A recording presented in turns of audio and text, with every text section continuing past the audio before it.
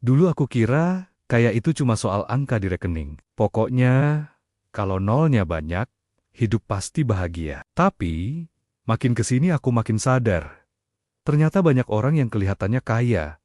Tapi kok hidupnya sempit banget ya? Punya rumah besar, mobil mewah, tas branded.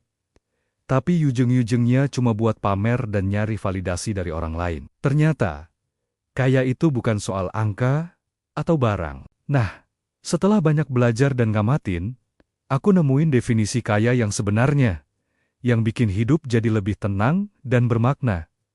Pertama, kaya itu berarti punya ketenangan pikiran. Coba bayangin, bisa tidur nyenyak setiap malam tanpa kepikiran daikar-kar tagihan. Itu baru namanya kaya. Bukan soal berapa banyak yang kita punya, tapi seberapa tenang hati kita dengan apa yang kita miliki. Kedua, kaya itu punya pilihan. Pernah nggak sih, kamu dapat tawaran kerja yang gajinya lumayan, tapi kamu tahu banget itu bakal bikin kamu stres dan nggak bahagia? Nah, orang kaya yang sesungguhnya adalah orang yang punya cukup tabungan buat bilang, maaf, saya tolak, tanpa perlu khawatir, besok nggak bisa makan. Itu namanya kebebasan. Punya kuasa penuh atas pilihan hidup kita sendiri. Selanjutnya, kemandirian finansial. Kaya itu bukan cuma soal bisa beli apapun yang kita mau, tapi juga soal bisa bantu orang lain tanpa mikir dua kali. Bisa bantu orang tua, saudara, atau teman yang lagi butuh, kapan saja, tanpa harus panik ngecek saldo ATM dulu. Memberi tanpa beban, itu baru kekayaan sejati. Yang gak kalah penting adalah kaya kesadaran. Maksudnya, kita sadar betul mana yang beneran penting buat hidup kita, dan mana yang cuma kelihatan penting demi gengsi.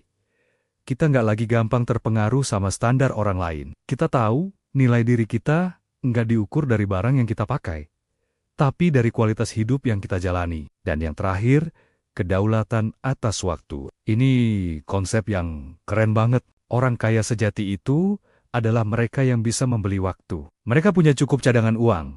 Jadi nggak harus selalu menukar waktu mereka demi uang. Sebaliknya, orang yang kurang beruntung secara finansial terpaksa menjual waktu mereka cuma untuk bertahan hidup. Jadi, kalau kamu punya kendali atas waktumu, bisa memilih mau kerja kapan, liburan kapan, atau sekadar santai tanpa rasa bersalah.